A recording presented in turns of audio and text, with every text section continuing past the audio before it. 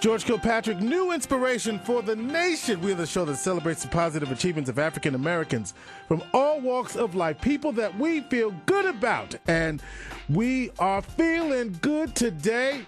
Most of us, anyway. Barack Obama has been reelected the 45th president of the United States of America, and it wasn't even close. As of this conversation, Florida has now been called for Barack Obama, so that means that Barack Obama won this election with 332 electoral votes to 203 for Mitt Romney. So where do we go from here, Black America, and what do we do now? And is there a chance that in this second term, the issues of importance to us will be addressed? So we'll get into that. We'll get into what happened during the campaign and why African Americans made the difference. Joining us in this conversation is our buddy and our friend, Dr. Boyce Watkins. He's professor of finance at Syracuse University, also the publisher of Your Black World. And we're always pleased that Doc could roll through and actually join us in the studio. So we're really pleased about that. Doc, how you doing? Doing very well, my brother. How are you? Good to see you, as always. Also joining us on the program is Yvette Carnell. She's an editor with Your Black World, and Dr. Boyce told me, Yvette, that he likes your writing almost as much as he likes his own. So there you go. Actually, I said more than I like my own. He did say more. I was trying to do that on the humble, but welcome both of you to the program, and certainly for much of Black America and much of for the Democrats, this election was not even close. The pundits on Fox News in particular were stunned, and the Romney camp was stunned because though Nate Silver in the New York Times at 5:38 said that there was, at last report, a 92% chance that Barack Obama would be reelected, nobody wanted to hear it. So let me start with you, Doc. Dr. Boyce Watkins, what's your take on that? I think that the president and his team ran an amazing campaign. I've been intrigued with Barack Obama for a very long time. I was literally, right before the election, I watched 2 or 3 documentaries about President Obama. Not these conspiracy theory documentaries. I did see one of them that was actually quite interesting, but the ones I watched before the election were, by PBS and very objective. Did you watch the one on Frontline that they did for the first election? Do you remember that one? Did you watch that one? You know what? I think one of them was called Frontline. I don't remember the titles. No, but it was on PBS because they did a really good one for the first election. Yeah, he's such an interesting case study. I recommend that people study his life just to study what it takes to be extraordinary, because one of the things that impressed me the most about Barack was that he was failing miserably as a politician in Chicago. He ran against Bobby Rush, and Bobby Rush just crushed him, obliterated him. Yeah. And what Barack did that I thought was really, really brilliant was he went and he got advice from senior people and established older people who knew how politics works. David Axelrod was one of them that he brought into his team, and David basically helped him to reshape his brand, to expand his base, to restructure his message. And that's when Barack just took off. I mean, that's when he became a superstar. And I was inspired by watching it. I think President Obama's a great man. He was clearly the best candidate for the job. Unfortunately, that didn't say much because some of the stuff that Romney was trying to do was absolutely atrocious. And he deserved that election. He handled it. It's interesting you say that. You say look at his life, and I remember watching one of the documentaries. I didn't watch them this time, but one I saw from the first campaign talked about the speech he gave at the Democratic convention the first time when the spot.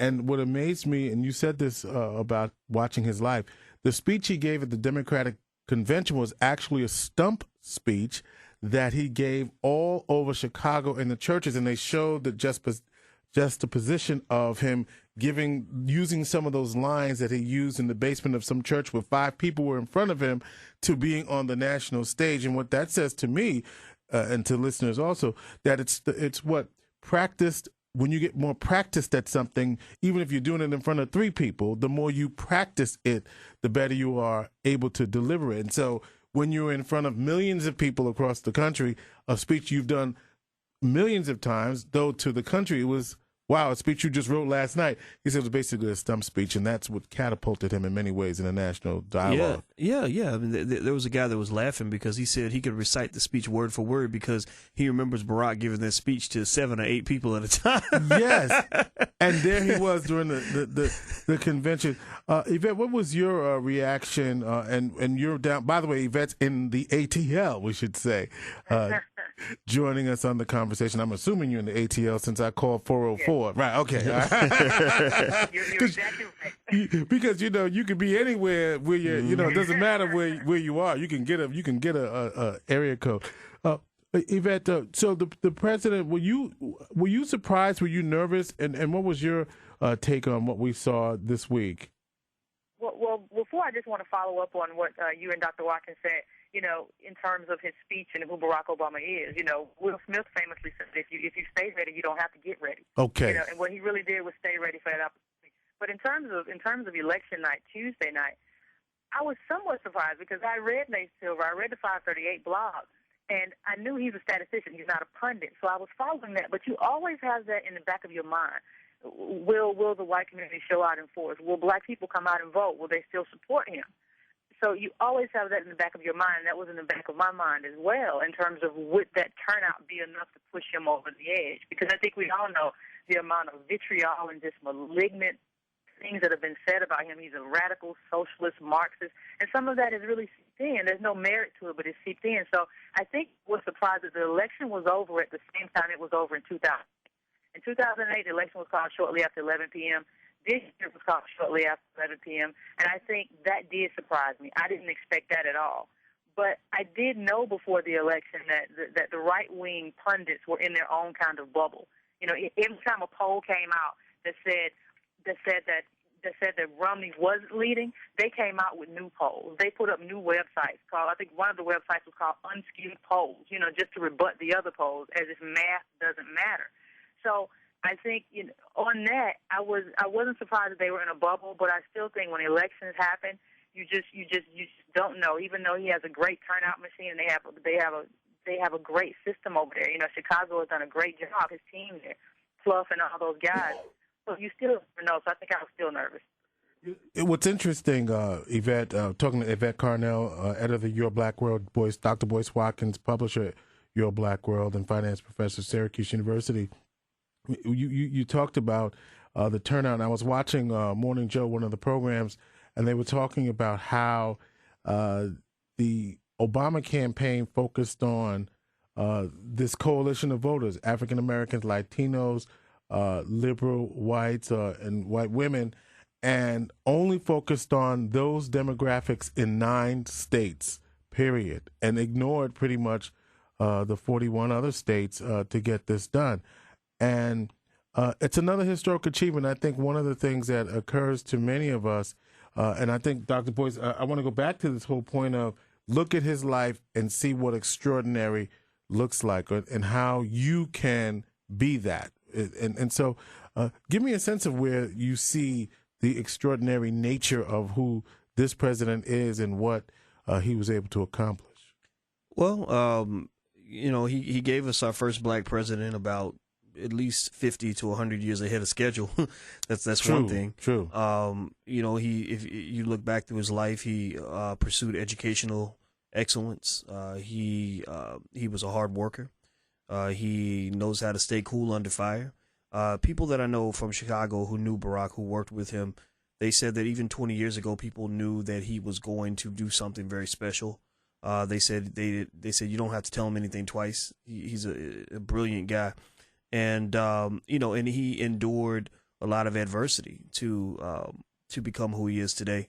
There was the whole story about how Michelle was ready to pack her bags and go, and part of it was because he kept holding on to this dream of becoming a great politician. And there were times where nobody, even the person next to him, really believed that he was ever going to do anything like what he's done today. And I think that the greatest lesson we can learn from that is that when you're trying to do something different, you have to do things different. You have to be willing to be different. And the land of different is a lonely place sometimes. You can be there and where everybody pretty much thinks you're insane, because when you have a vision that is not real, that's not yet real, that you're trying to construct, you're technically crazy because only a crazy person sees something that isn't there. So everybody else is looking at what's real, and you're looking at what can be, and so you're seeing different realities, and therefore people think you're nuts. And it's not until you start to put the concrete and the wood behind that reality and create something real that people start to say, okay, now I know what he was talking about. And I know that in my own life, because I can think of times where I've tried to start doing things, and even smart people told me I was nuts. So you have to be willing to be a little bit crazy in order to do something special, I believe. You know, that's so true. Yvette, what about you? What do you think? Well, for me, what stands out for me about President Obama, Barack Obama, prior to that time is the way in which he was able to reinvent himself. Mm-hmm. During that, the PBS documentary that aired before this last election, they profiled Barack Obama, a young Barack Obama that came to Harlem, for a while. When he went to Columbia and everything, he came to live around black people and didn't have one black friend, and they led to him feeling kind of, in a way, ostracized a bit. And in his memoir, he said, I have to define my own stuff. I have to define my own blackness. It's up to me to reinvent myself. I can't kind of depend on people to tell me who I am and tell me what my past is, tell me what my history is or how I should act or how I should react. I have to do that. That's my responsibility. And I think, to me, if you want to draw something out of his success, for me, what I draw out of his success is it's up to you to reinvent and define yourself. You don't require anyone's validation. It's not about what anybody over there says or what black people say, what white people say. You define who you are and you go with it. This life, your self-definition is up to you. So I think when I think about what I can take away from his story, I think that's what's most important to me. What does it mean, you think, Yvette, in terms of what the African-American community, in terms of issues that it's concerned about, getting those issues addressed? I mean, in other words, I know black folks say, yo, Barack, you owe us one, for real. I think he does owe us one. I think he owes us a big one. Look, he came from Chicago. Black people in Chicago gave him the Senate, his seat, everything. Black people in Chicago, did that for him. We put him in the White House. We come out 2 times for him, for election and re-election and on the national stage for the presidency of the United States. And what, in my mind, politics is an exchange. You see with the Latino people, I don't have anything against Latino people, the LGBT community, none of that. But what you see is that they're getting something for that vote. It's an exchange. Okay, I got this DREAM Act. You did this for me. I appreciate that. I'm coming out. Okay, Don't Ask, Don't Tell. We got DOMA. I'm coming out. I'm coming out to vote for you. What I see black people do is we came out to vote because he's the better candidate. He's better than Mitt Romney. So we really didn't have a choice. So we should have come out and vote. We did the right thing. But there's still an expectation. And I think it is still his responsibility to fulfill that expectation. We do have an agenda, and I think he needs to, in these next 4 years, respond to some of the issues on that agenda. Dr. Boyce, I could hear Barack Obama in the room saying, make me do it.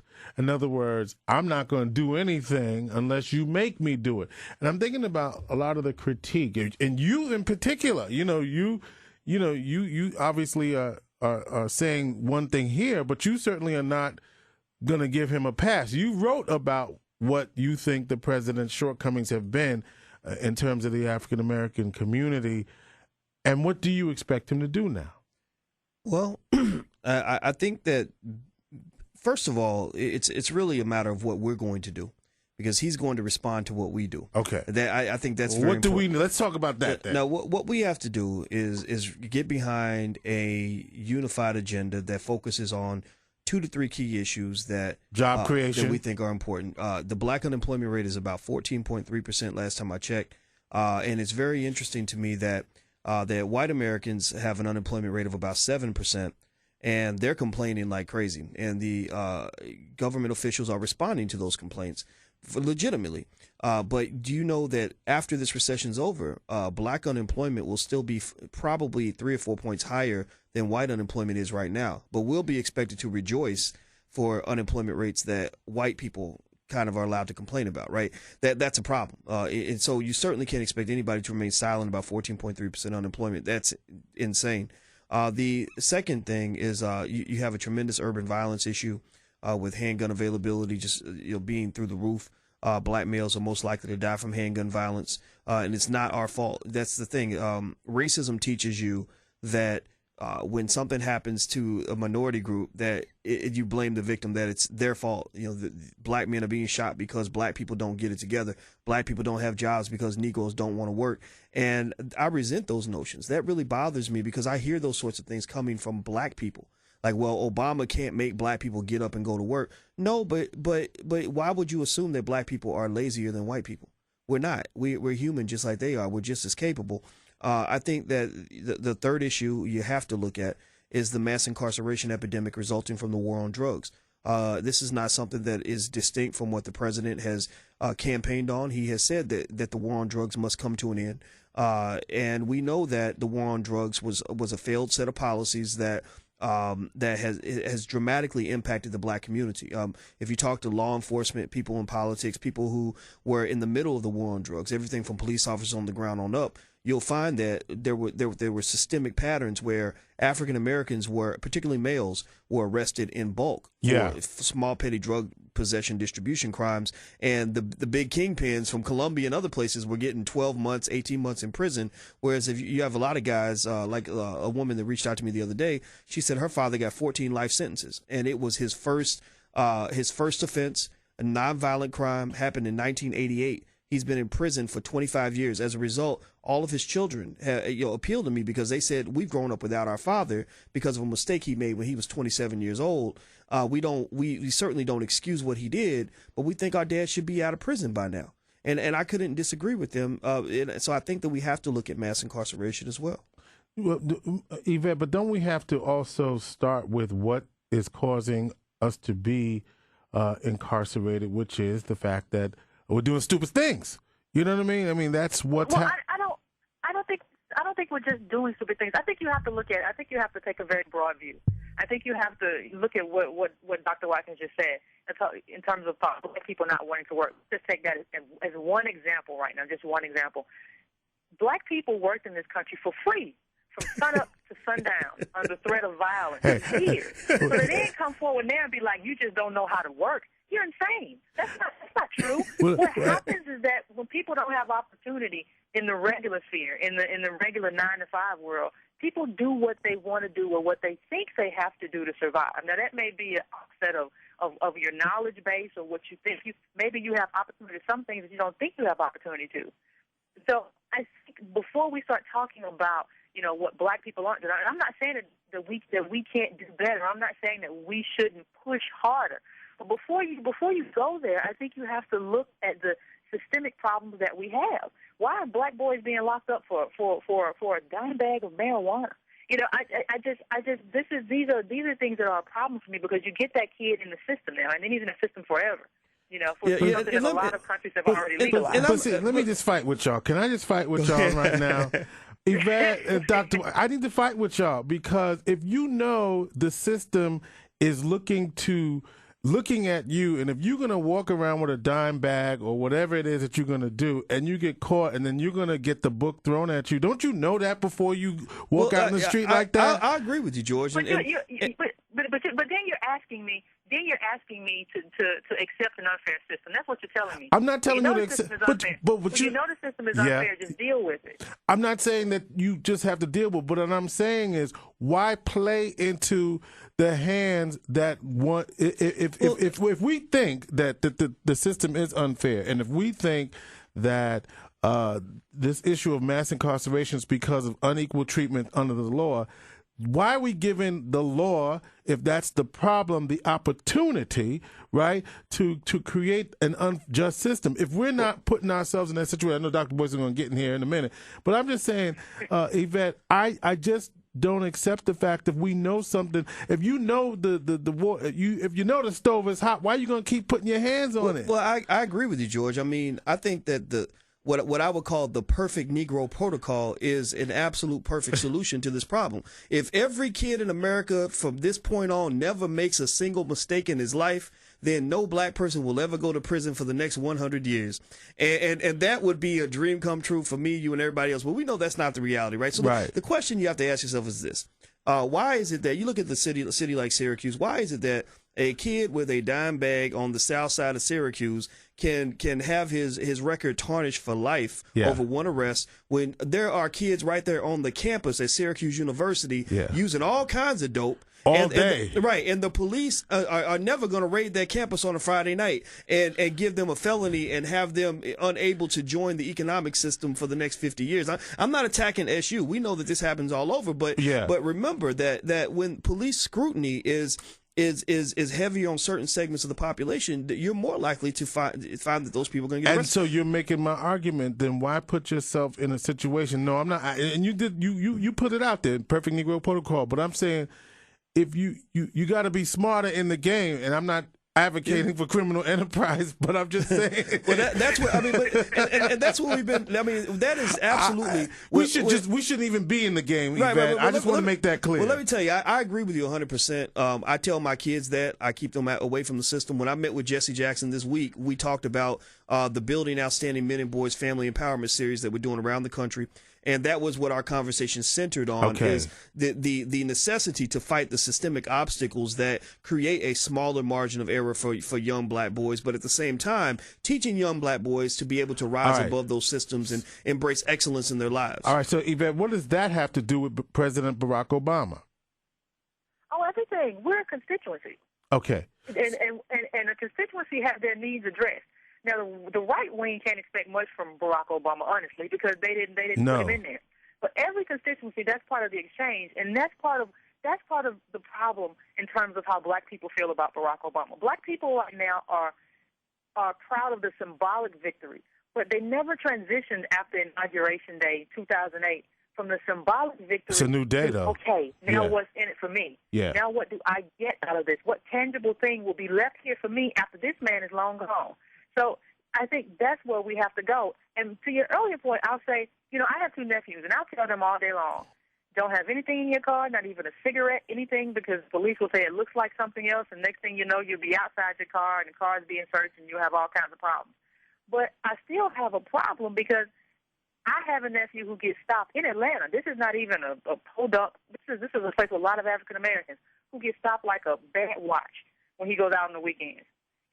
So the likelihood of them catching him one time, is the ratio of that likelihood, because they're stopping him so much, from them finding something. Right. So I think I smell alcohol in you, blah, blah, blah. You're setting him up. So I still have a problem with that system, because the white guys at the University of Georgia aren't getting stopped like that. They take them home, boys being boys, that kind of thing. All right, so I just want that system of fairness in place. So one of the ways that happens then, Dr. Boyce and Yvette, by the way, both of them from Your Black World, yourblackworld.com, sign up for the email and they'll send you news all day, every day. What we can do, though, is vote when there isn't a Barack Obama at the top of the ticket. I heard my boy say this today, that if you want to make a difference and see more fairness in the system, we can't take the midterm elections off like we did last time. Go ahead. Yeah. Oh, I was going to let Yvette, but yeah, I agree with you. I mean, I think that political engagement is very important. I think at the same time that there's such a challenge to get people excited about politics, because the system is so wired to kind of take advantage of people at the top. For example, if you look at the Supreme Court, every single person on the Supreme Court attended Harvard or Yale. One person graduated from Columbia, but it was after she transferred away from Harvard. But that seems to be where our justice is coming from, right? Right, and it's very interesting, because when you look at the two-party system, I know a lot of people who weren't excited about either candidate, Democrat or Republican. And if you look at local elections, sometimes you have those same problems. But at the same time, I certainly agree with you that engagement in politics is very important, but also activism is very important too.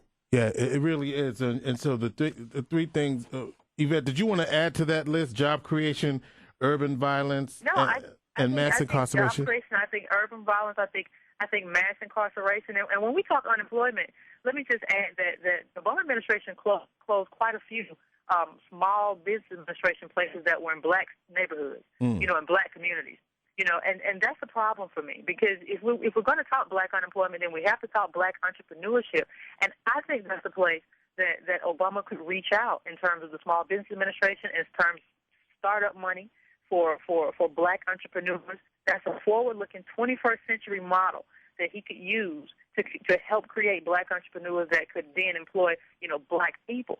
So when you look at him closing down, those small business administrations, centers in black communities, I think that kind of takes away from opportunity. And I just, when you look at the money available on Capitol Hill, you wonder if he couldn't have found the money, if they couldn't have found the money to protect those places, those few places that we have in black communities that spur black entrepreneurship. That's the lifeblood of a capitalistic society. So you just wonder if he could not have done that, if there wasn't a way to do that. And you just wonder why we didn't push him to do that. You wonder why we didn't cry bloody murder when we found out that these places were going to be closed. And it's just that I think that we've confused our job as black people. What we've done since Obama has been in office is insulate him against the attacks of the Tea Party. They call him names. They stand up and say, you lie in the middle of the State of the Union. And we say, oh, my God, you got to leave him alone. You're racist. You're attacking him. And that's true.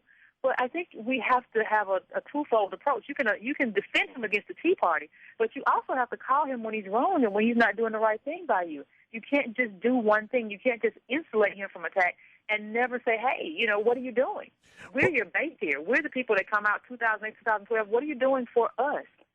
All right, I'll tell you what you have done for us, Dr. Boyce and Yvette, is giving us some food for thought. Dr. Boyce Watkins, publisher of Your Black World, yourblackworld.com, and also Yvette Carnell is one of the editors there. The three issues they think that we ought to be talking about: pushing for, advocating for job creation, reducing urban violence and crime in the communities around the country, and looking at the mass incarceration epidemic,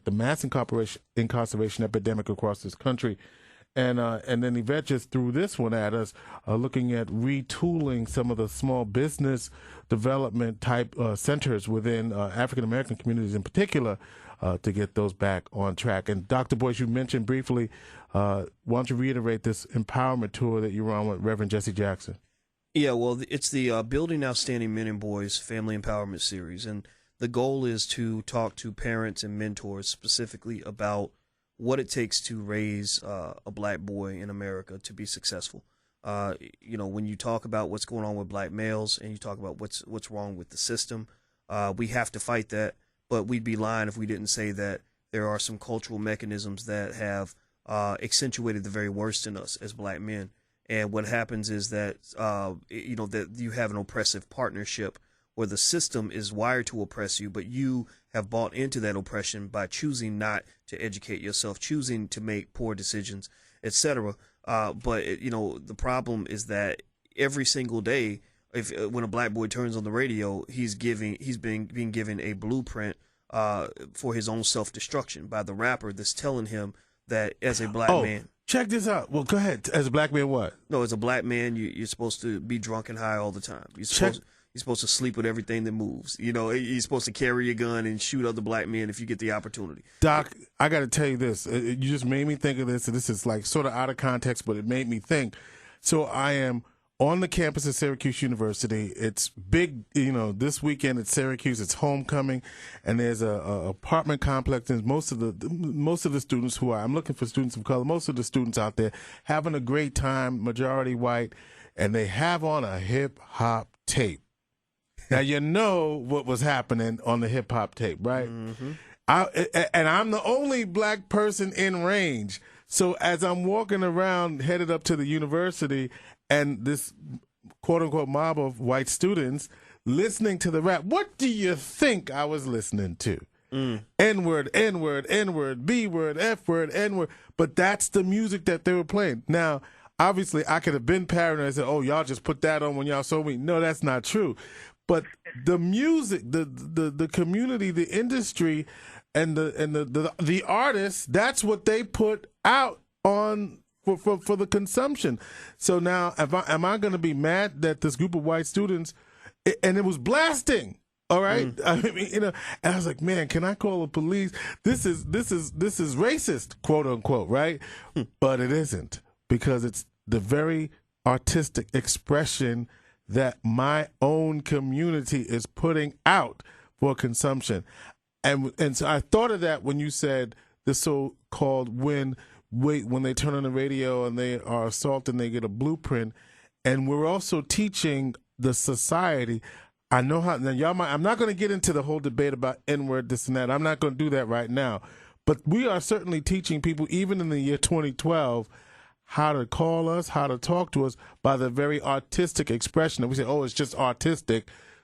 N-word, please. No, it's deeper than that. I agree with you. I mean, it's deeper than just artistic expression, because any good psychologist will tell you that when you repeat a mantra to yourself over and over and over again, it sinks so deeply into your subconscious that you don't even know it's there. When I went to Morehouse College and we started the BOMB series down at Morehouse. B what? The BOMB, the Building Outstanding Men and Boys tour. And it was amazing because one of the students came to me and he said, I feel a little confused because on one hand, we're listening to your message, which tells us to empower and uplift ourselves. But next week, the artist we have coming on campus is the rapper 2 Chainz. Mm-hmm. And his most famous song is called The Birthday Song. And the chorus being repeated over and over is, all I want for my birthday is a big booty HOE. Mm-hmm. And that's and so you got millions of black men that are reciting and repeating this over and over and over again. So black men are not telling their subconscious that for my birthday I want success, for my birthday I want education, for my birthday I want empowerment, I want wealth, I want the things that are going to make me a great man. No, they're saying I want a big booty HOE. And people, it's very interesting that we've got to the point where people have become so desensitized to that when I make this argument, the first people to actually fight back and get pushback are women.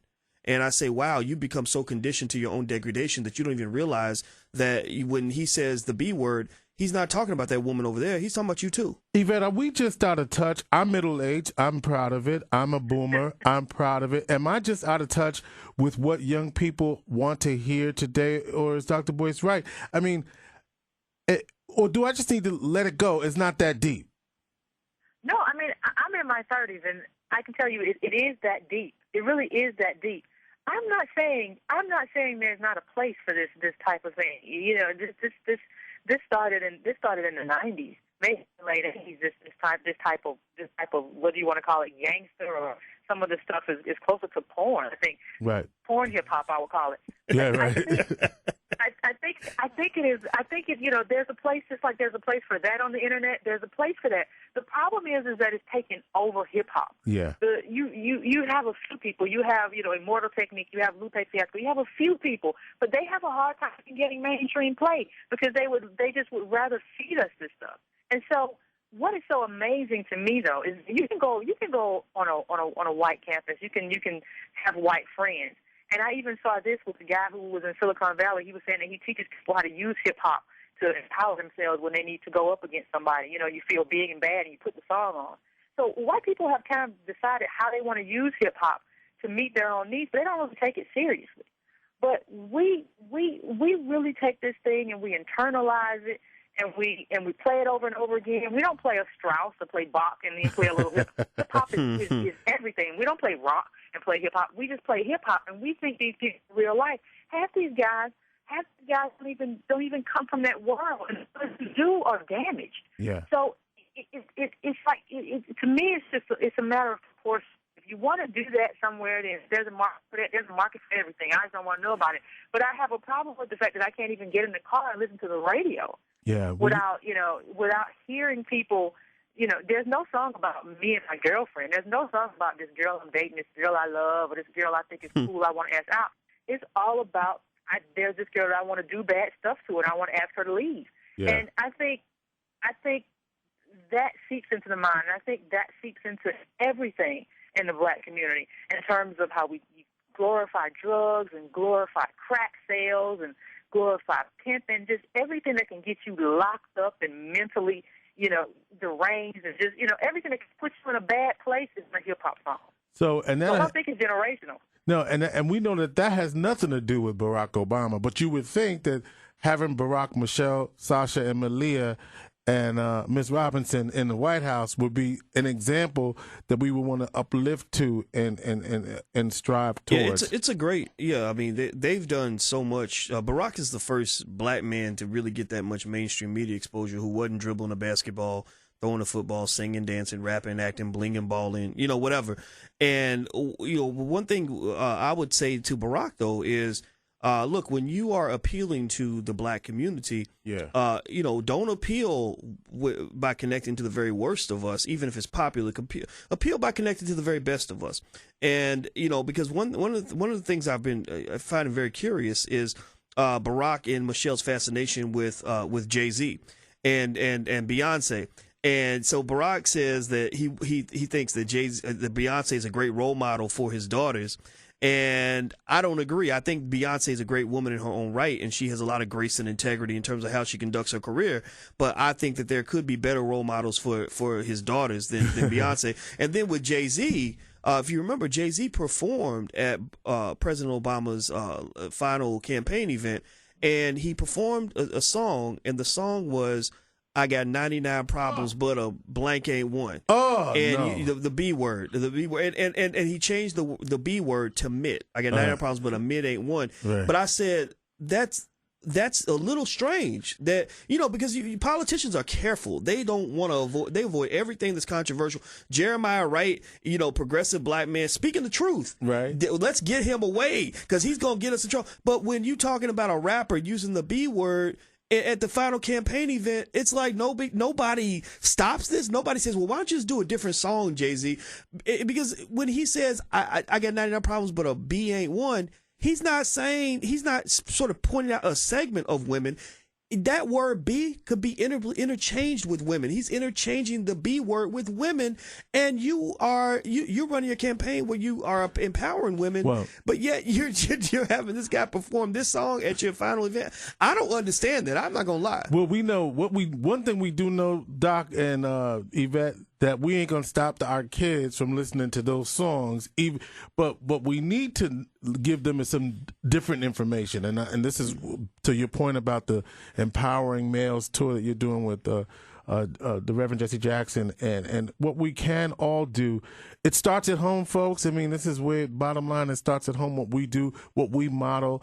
I mean, one of the things that I have to do as a father and a husband is model it so that my daughters know what is up, and that my son knows what is up, and that's what we can do. And all of this because President Barack Obama was reelected. Big shout out to him and the black community in particular, because y'all waited in lines 7 hours, some of y'all 4 hours, 3 hours, but you knew how important it was for you to express your point of view, despite all of the attempts at voter suppression and all of that.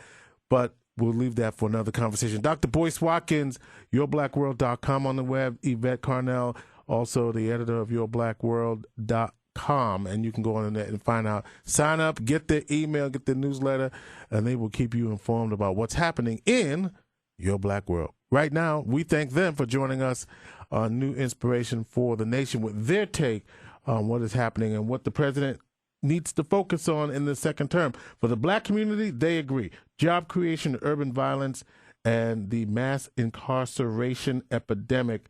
And one more thing, put those small business startup incubators type things in our community so that we can do better. Yvette, you with me? You with me on that, Yvette? I'm with you. 100% I'm with you. All right. We appreciate that. Dr. Boyce Watkins, Yvette Carnell, both from Your Black World. Check them out, yourblackworld.com. I'm George Kilpatrick, and this is New Inspiration for the Nation.